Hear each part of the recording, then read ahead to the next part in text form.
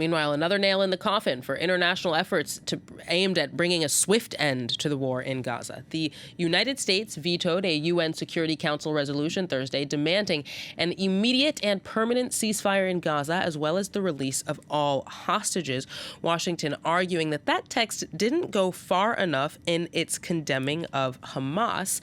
The failed vote, of course, coming just a couple of days before a UN General Assembly meeting, which will, of course, be dominated by the war in Gaza. Several Western nations are prepared to recognize a Palestinian state officially and for the first time.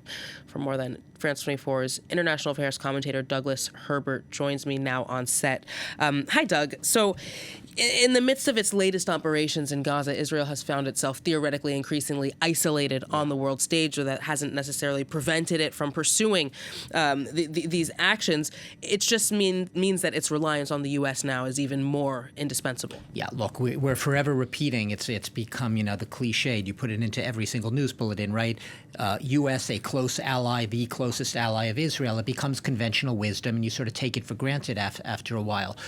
Yes, the U.S. remains Israel's closest ally. However, it's not writ in stone that close alliance will remain fixed for forever. And already we are seeing perhaps some signs, very tentative, some signs of, if not a rupture, far from that, drifts, fissures, little cracks in that edifice of a solid relationship. We've heard Netanyahu himself in recent months at least insinuating, hinting that he would like to wean Israel off some of its military dependence on the United States, perhaps in the expectations that it won't always be there. Right now, under a current 10-year agreement that the U.S. has with Israel, it calls for, it expires in 2028. It calls for about $3.8 billion in U.S. military aid to Israel.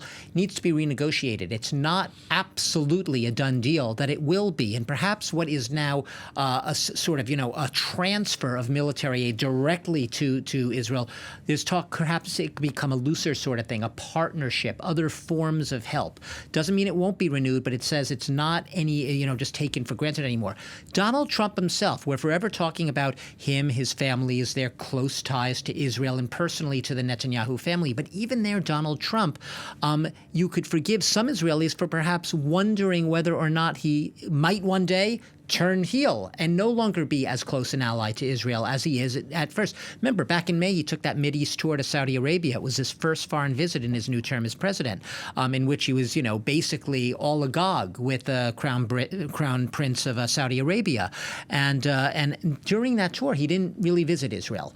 And it shows that often a lot of the people who are skeptical of whether the U.S.-Israel relationship can hold say, ultimately, at least under a Trump administration, he goes where the money is. The money has been with the Persian Gulf monarchies. That is where he has been putting a lot of the brunt of his interest in his first term. And he's been striking deals on the side beyond Israel, sometimes behind Israel's back, suggesting he would have been ready to strike a deal with Iran, even though Benjamin Netanyahu considers Iran the arch nemesis, so on and so forth. Striking what we've seen as deals with the Houthis in Yemen, not to strike U.S. targets, but leaving unclear whether the Houthis could continue raining shells on Israel. So he seemed to sort of negotiate for himself, transactionally, going to a lot of other players in the region, if not behind Israel's back overtly, signaling that being a transactional president, you can't count on this solid relationship forever just staying in place automatically. Obviously, Donald Trump would say he is still a solid, strong, staunch reporter of Israel and Benjamin Netanyahu.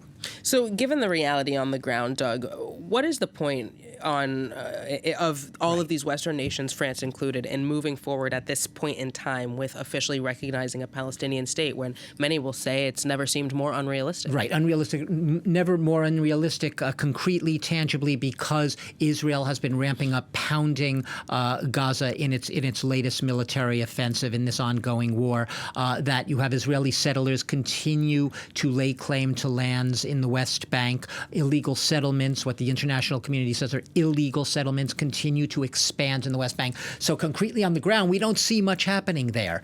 On the other hand, why are they doing it? They're doing it because the point is the point. And what I mean by that is, yes, it's symbolic, but a lot of those who are supporting the recognition of a Palestinian state make several points.